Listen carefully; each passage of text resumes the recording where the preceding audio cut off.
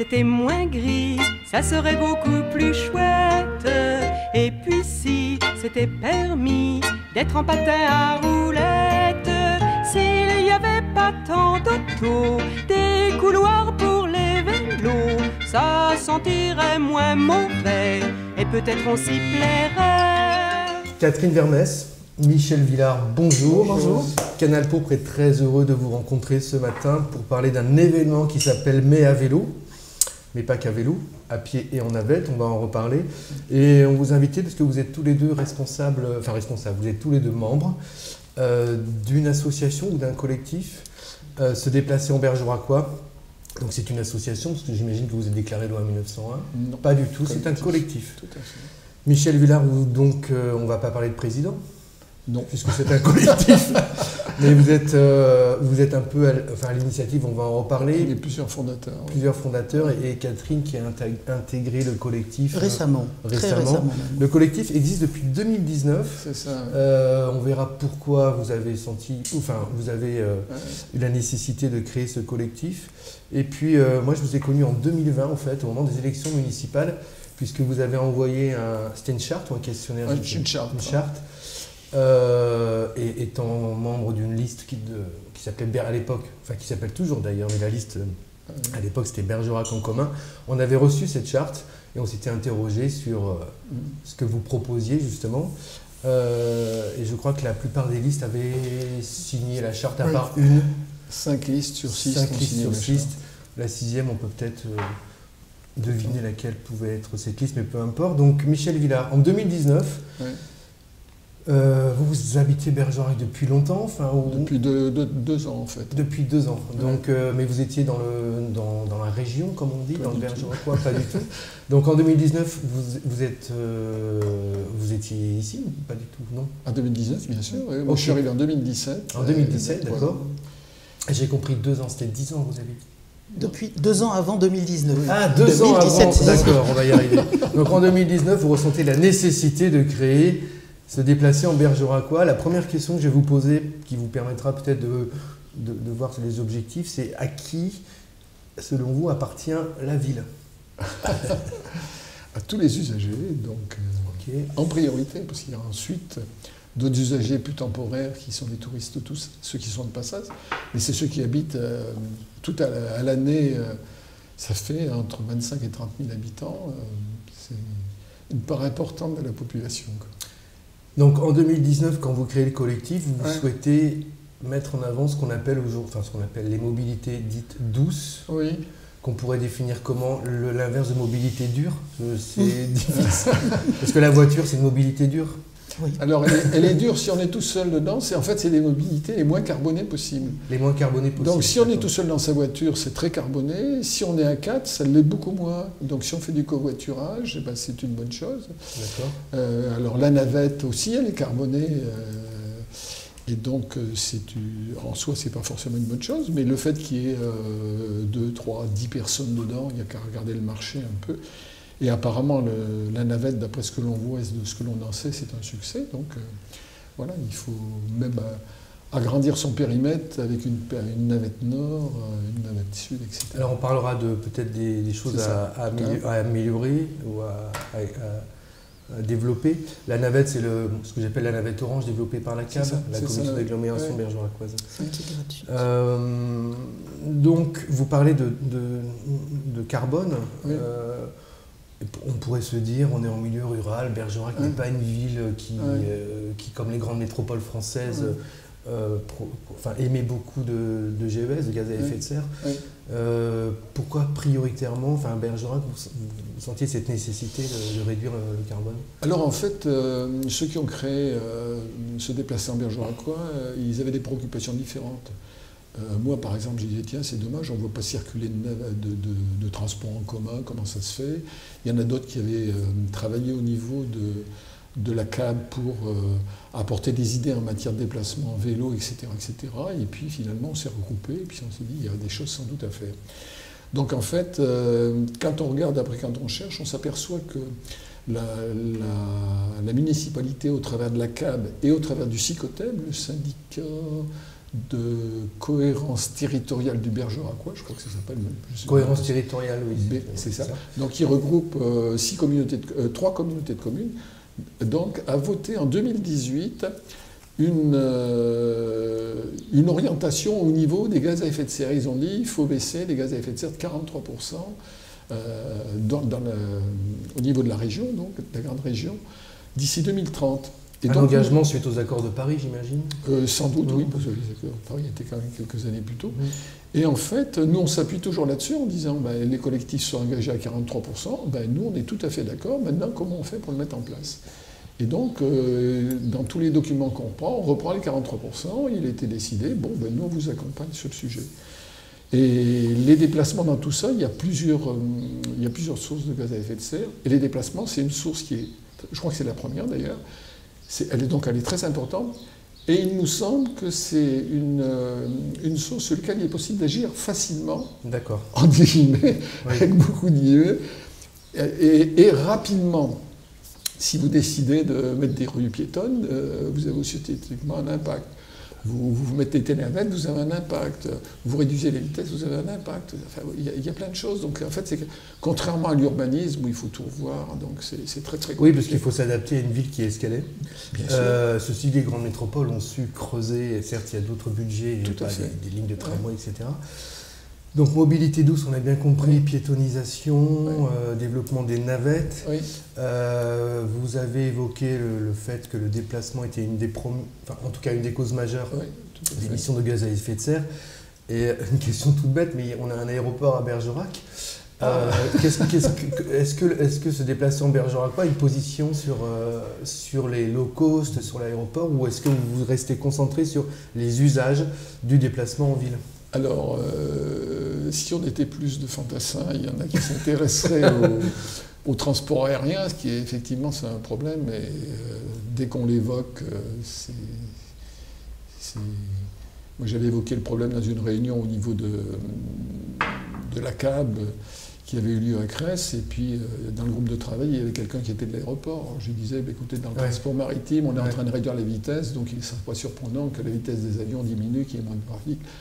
On m'avait dit que j'étais à côté de la plaque. À côté de la plaque. Voilà. Ok. Bon, écoutez, on va revenir sur. On va laisser l'aéroport en marge. Il y a beaucoup de choses à dire. On va revenir sur vos relations. Donc, la charte qui a été adressée aux listes qui ont répondu, qui ont signé. Une des listes qui a remporté les élections avait signé la charte. C'est ça. Donc, la mairie actuelle avait signé cette charte. Est-ce que vous pouvez nous rappeler 2 ou 3 éléments saillants de la charte ou des engagements, sans tout lister, mais des engagements, c'était par rapport à la priorité au niveau du déplacement piéton. À pied, en vélo, tout ça. Aussi la possibilité d'offrir aux usagers de la ville des alternatives à la voiture solo. D'accord. C'est ce qui était fait avec les navettes. Donc, et vraiment communiquer, parce que c'est quand on ouvre un magasin, un restaurant, tout ça, on commence à communiquer bien longtemps à l'avance. Il y a une maison, je ne sais pas trop quoi, pour les sonneurs, là. Donc, qui est en train de s'ouvrir à Bergerac. Bon, dès qu'il y a eu le premier coup de pioche, il y avait déjà plein de panneaux. Il y a eu de la communication, il y a une boutique qui est ouverte, enfin bon, et c'est toujours pas ouvert. Donc, c'est-à-dire que là, vous dites que vous pensez que la communication de la municipalité ou la communication de façon générale a un impact important sur les usages ou sur la connaissance des... Tout à fait, ça a un impact important sur les usages, et c'est quelque chose dont on a dit plusieurs fois depuis longtemps au niveau de la commission extra-municipale, c'est qu'il faut communiquer. Par exemple, sur l'existence de navettes, sur le... Il y a des gens qui ne savent toujours pas que la navette est gratuite, qui ne connaissent pas le parcours, ils se demandent ce que c'est que cette ligne orange, et ça fait 3 ans que ça l'est, quoi. Ok, parmi les autres engagements, je crois qu'il y avait la ville à 30 km/h. Ville à 30 km/h, oui. Donc ça a été réalisé, on l'a testé pour vous, vous l'avez testé pour nous aussi.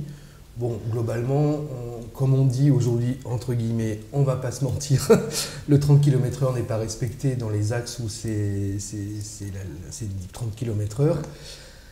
Et alors moi je fais un peu moins de vélo, ça se voit sans doute, mais je faisais avant un peu plus de vélo et franchement faire du vélo dans la rue qui mène par exemple à la maison des associations rue Saint-Esprit ou faire du vélo dans le centre de Bergerac, le long du boulevard Zentrailles, je crois, qui est en face de la traverse, ce ne sont pas des lieux sécurisants.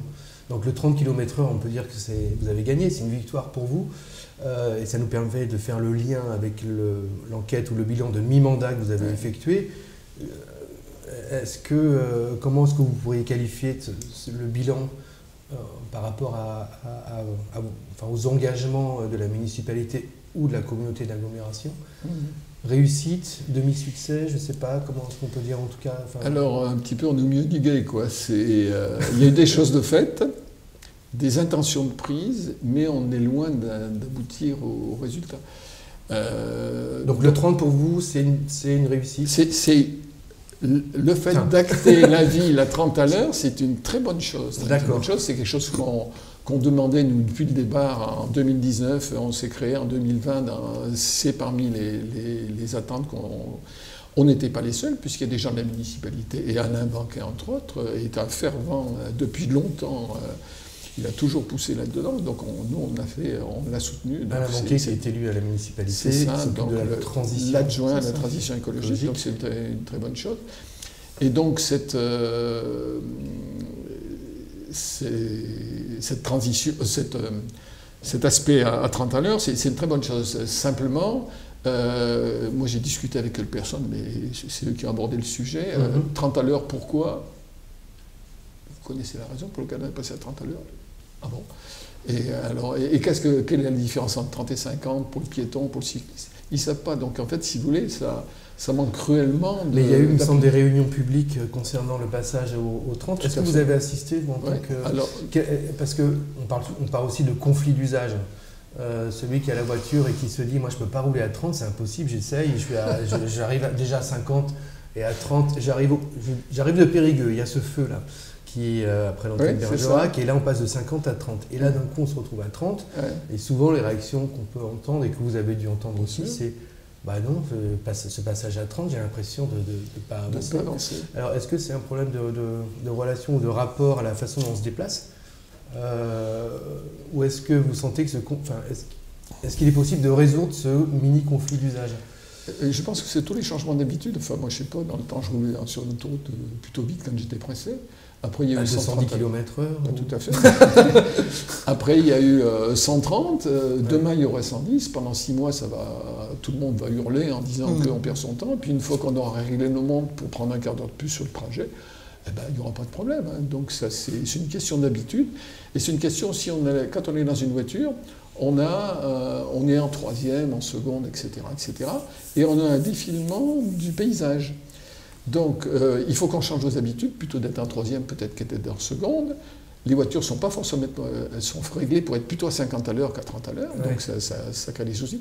Et puis le fait que la route, on a des choses souvent droites, on n'a pas un aménagement qui favorise les services techniques de la municipalité, l'industriel. Si on aménage différemment l'entrée avec des arbustes, des pots de fleurs, des choses comme ça, les gens vont venir tranquillement à 30 à l'heure sans s'en apercevoir. Donc il y a tout un aménagement, mais 50 années de voiture, c'est pas en un jour, un mois ou un an qu'on change. Pourtant 50 années, c'est pas beaucoup dans l'histoire de la planète. Si je peux ajouter une chose, en tant que conductrice et piétonne, et oui, conductrice d'une automobile, il y a quand même une chose qui manque et qu'on ne peut pas reprocher aux gens qui conduisent, de ne pas savoir quand on a des petits panneaux, zone de partage, tout petits panneaux bleus, personne ne sait trop ce que c'est que ça, mais ils sont en plus tout petits. Quand on n'a pas de vitesse, par exemple, peinte sur la chaussée, je reviens de Charente-Maritime et je me disais, mais là, ça y est, ils ont fait tout ça. Il y a 30 peints sur les routes, il y a 20 quand c'est les zones de partage. Les panneaux sont 2 voire 3 fois plus gros, parce que là, on se dit, on peut passer à côté. Et après, c'est dur de vous reprocher de ne pas respecter ce que vous n'avez pas vu. D'accord. Et ça, c'est la CAB.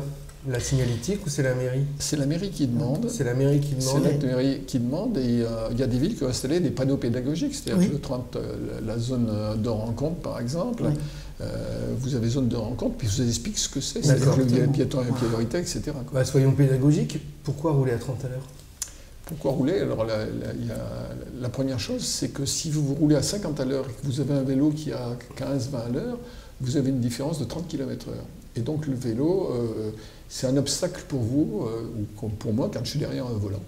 Et donc en fait, quand on passe à 30 à l'heure, la différence de vitesse n'est plus que de 10 km/h. Ça veut dire que, bon, je vais attendre un tout petit peu, puis je le doublerai quand je pourrai. Il y a un piéton qui se pointe, je le vois, je profite un peu du paysage, je suis plus détendu. Donc il y a à la fois la limitation des risques, mais aussi la façon d'avoir un rapport différent à la mobilité, et la manière dont on se déplace. C'est la municipalité qui avait testé, mais je pense que tout le monde peut faire le test. Traverser la ville à 30 à l'heure ou à 50 à l'heure, il y a 1 minute et demie à 2 minutes et demie d'écart au total. Oui. Par contre, psychologiquement, c'est très dur. C'est ça. D'accord. Donc c'est la psychologie qui joue. Donc c'est l'habitude, le rapport, la communication. Pourquoi on fait ça? L'intérêt de ça. La pédagogie. Plus que la communication, la pédagogie. La pédagogie.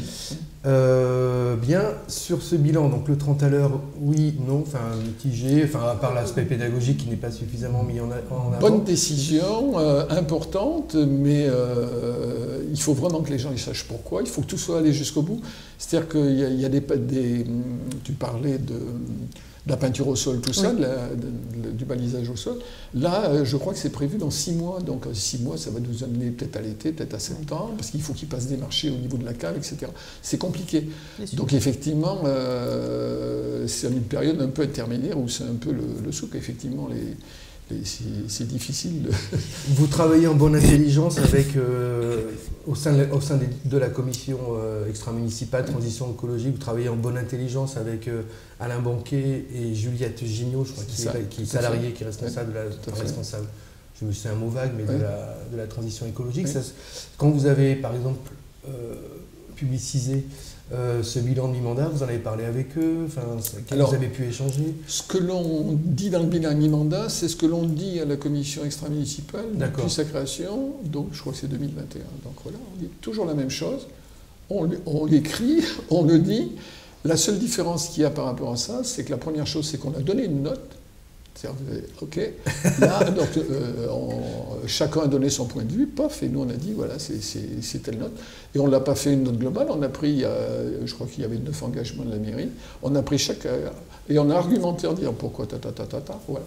Donc en fait, ensuite, la moyenne, c'est effectivement, elle n'est pas excellente, c'est 3 sur 10. Alors on peut dire qu'à mi-mandat, 5 sur 10, ça aurait été pas mal. Il y a des très bonnes décisions de prise, donc on vient à la ville 30, la décision de ville 30, les navettes qui sont plutôt de la cave. Il y a des choses qui sont plutôt intermédiaires, et puis il y a des choses qui ne sont pas trop bonnes. Par rapport au déplacement piétonnier, il n'y a rien de particulier. Alors on va en parler justement avec Catherine, qui est la spécialiste. Tout à fait. Qui marche, c'est tout. Non, mais j'ai vu une petite vidéo, je crois que ça a été fait par Valentin Nonorgue de la CAP, je sais... Du Grand Bergerac. Du Grand Bergerac, pas audacieux. Il faut être audacieux pour oser traverser cette place Gambetta. C'était à l'époque des travaux, mais c'est vrai qu'on là encore, l'usage fait que... Bon, c'était les travaux, il y avait la boue, la pluie, mais quand on sortait de la voiture, on ne pouvait plus du tout se déplacer, à part mettre un pied dans la boue ou un pied sur la chaussée où les voitures passaient. Donc vous, en tant que... D'abord, Catherine, comment on va se tutoyer? Pourquoi tu t'es engagée dans se déplacer en Bergerac? Alors, j'avais fait un court passage en 2019, mais j'étais pas restée parce que je ne m'y sentais pas forcément très concernée. Et en fait, j'ai réalisé au fil des années que le seul collectif auprès duquel on pouvait trouver des informations et qui agissait, c'était se déplacer en Bergeracois. Donc je suis revenue. En plus, je vis depuis 1993 à Bergerac. À l'époque, nous avions un petit garçon, 3 ans. Et je me disais, en quittant la région parisienne, ça va être formidable. Bergerac, petite ville, la vie va être douce. On déchante assez vite, parce que pour les piétons et les cyclistes, mon mari faisait beaucoup de vélo, la vie n'était pas douce à l'époque. C'est un peu adouci, mais pas beaucoup. Un piéton qui essaye de marcher dans Bergerac, dans des rues où il n'y a pas de trottoir, dans des rues où il y a des trottoirs en très mauvais état ou très étroits, quand cette personne pousse une poussette, quand cette personne, et cela arrive, circule en fauteuil roulant, il y a des choses qui sont quasi impossibles. Et il y a des endroits, et la place Gambetta, j'y reviens parce qu'elle m'intrigue énormément. C'est un endroit où, théoriquement, c'est donc zone de rencontre, 20 à l'heure, priorité absolue aux piétons, mais si les automobilistes ne le savent pas, c'est mal parti. Et en plus, du fait que c'est une zone de rencontre, il n'y a pas de passage piéton signalé. Aucun. On est censé pouvoir traverser n'importe où, sauf qu'après, on ne peut plus traverser la place. Voilà. Donc c'est quand même, pour moi, une grosse interrogation sur comment on a conçu ça. Oui, voilà. C'est dangereux quand même de circuler en Bergeracois pour un piéton. C'est dangereux aussi parce qu'on y rencontre des comportements franchement pas sympathiques, voire complètement à côté de la plaque, venant d'automobilistes, certes, garés où il ne faut pas, qui vont trop vite. Hein. Bon, ça, c'est pas spécifique à Bergerac. Non, mais quand même, oui, ça a une importance. Et on ne sait pas trop quoi faire là-dessus. Tu as parlé de pédagogie. Oui, la pédagogie, c'est une chose. Il y a aussi la répression, mais oh là là, moi, j'aime pas trop l'idée qu'on va taper sur la tête des gens, surtout financièrement, parce qu'ils ont fait des choses qu'il ne fallait pas. Comment réussit-on à faire un vivre ensemble? Et je pense que là, se déplacer en Bergeracois, là-dessus, a des idées et des pratiques, et c'est pour ça que faut continuer. Oui, faut continuer. Justement, l'action que vous allez mener, c'est un peu pour ça que vous vous invitez, mais on a fait l'historique. Commence au mois de mai, ça s'appelle Mai à vélo, à pied et en navette. C'est pas le premier, il y a déjà eu des opérations que vous avez menées. Donc cette opération, elle est nationale. Se déplacer en Bergeracois appartient, je disais tout à l'heure, un méta-collectif, un collectif plus large qui s'appelle Bergerac en transition, qui regroupe d'autres associations qu'on pourra ou non citer. Mais en tout cas,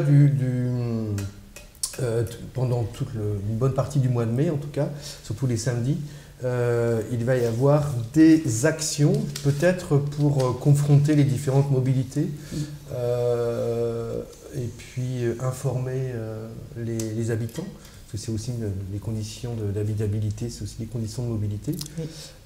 Et le fait saillant, mais après on pourra parler d'autres éléments, même si on les mettra à la fin, c'est le samedi 25 mai, puisqu'il y a une vélorussion ou une véloparade. J'ai vu que c'était très différent selon vélorussion, c'est peut-être plus politique, puis c'est rigolo comme nom. Et une piétorussion, donc là c'est peut-être toi qui va être chargé de la balade. Oui. La piétorussion de 2 km, c'est dans centre-ville.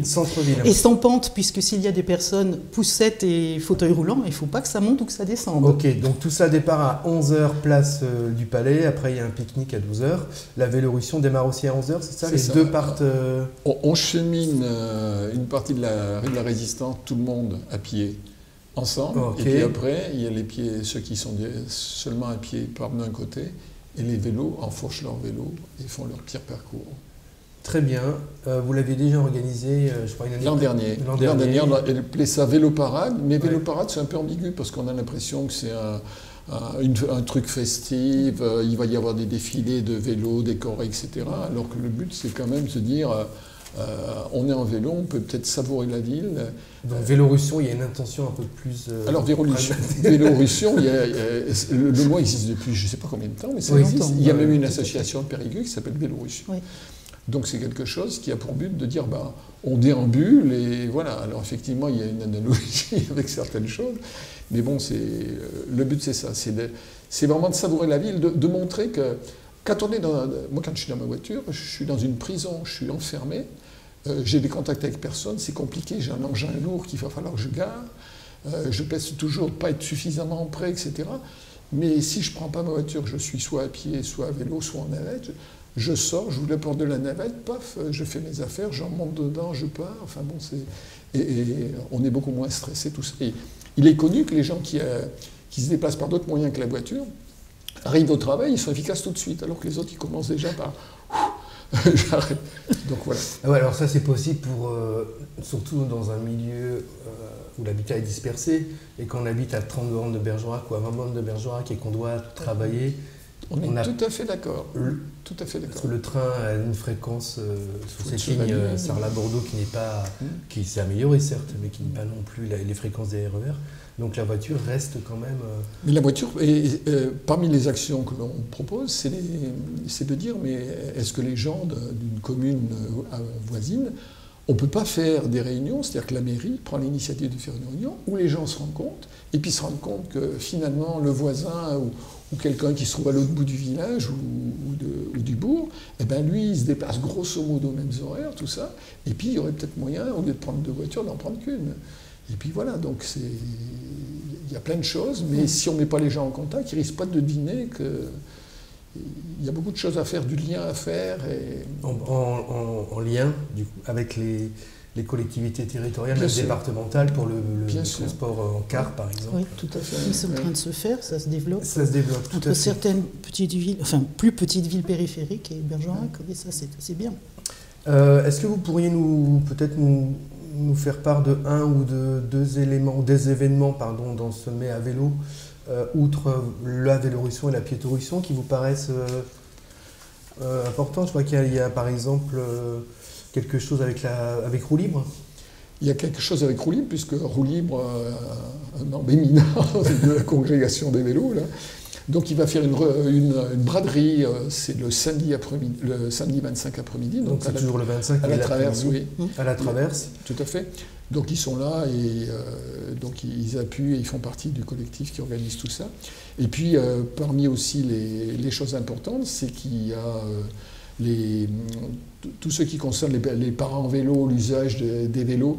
Donc, par rapport aux écoles, puisqu'il y a une action qui est menée avec les parents d'élèves du Bergeracois, pour arriver justement à faire en sorte que les parents n'hésitent pas à sortir et que les enfants prennent l'habitude d'utiliser le vélo. Là, on voit que tant pour aller au niveau de l'établissement scolaire que pour aller faire du sport, c'est plein de voitures individuelles qui viennent livrer des sportifs ou des scolaires, après les activités. Mais après, on en revient aussi à la sécurisation. Parce que quand on allait en vélo au collège à Bergerac à 8h du matin ou à 7h30 l'hiver, c'est pas toujours très simple, mais c'est vrai que c'est des habitudes, on peut faire des choses. Et les pays scandinaves, les pays du Nord sont beaucoup plus en avance.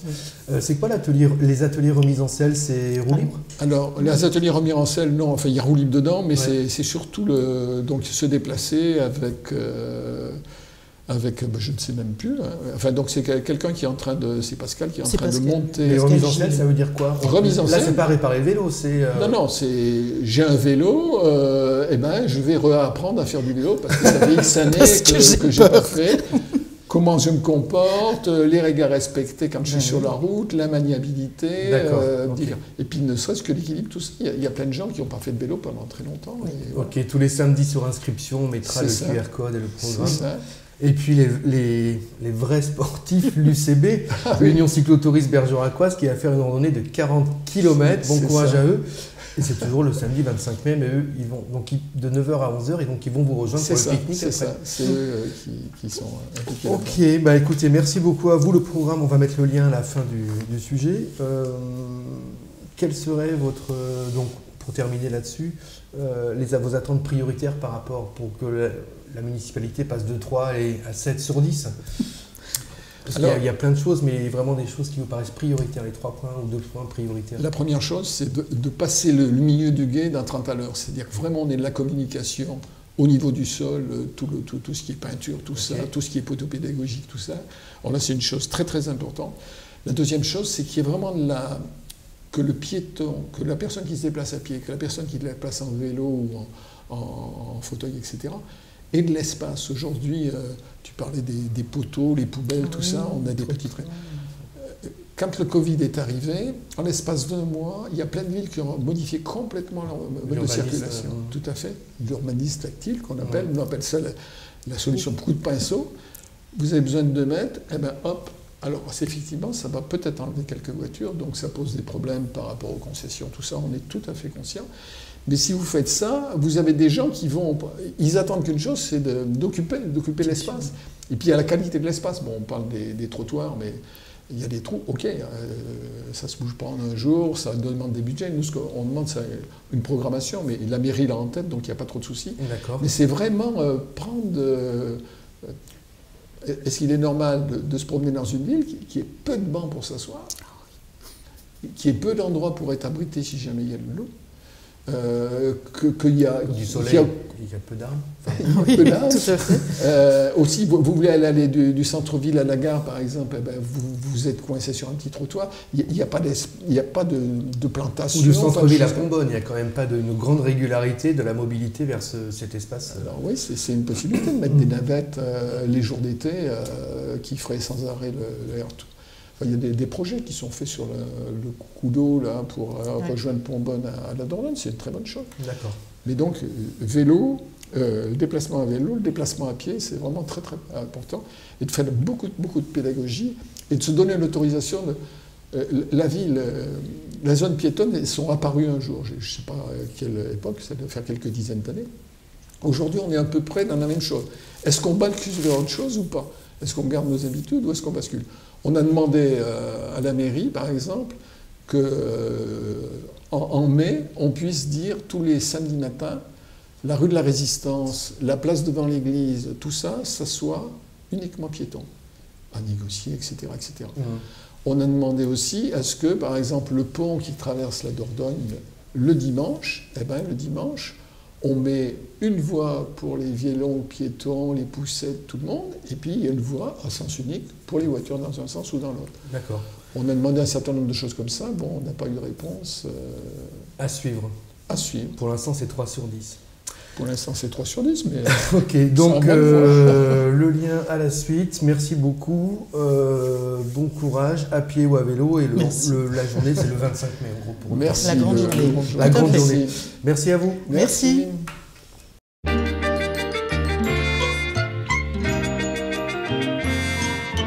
Si la ville c'était moins gris, ça serait beaucoup plus chouette. Et puis si c'était permis d'être en patin à roulettes, s'il n'y avait pas tant d'autos, des couloirs pour les vélos, ça sentirait moins mauvais et peut-être on s'y plairait.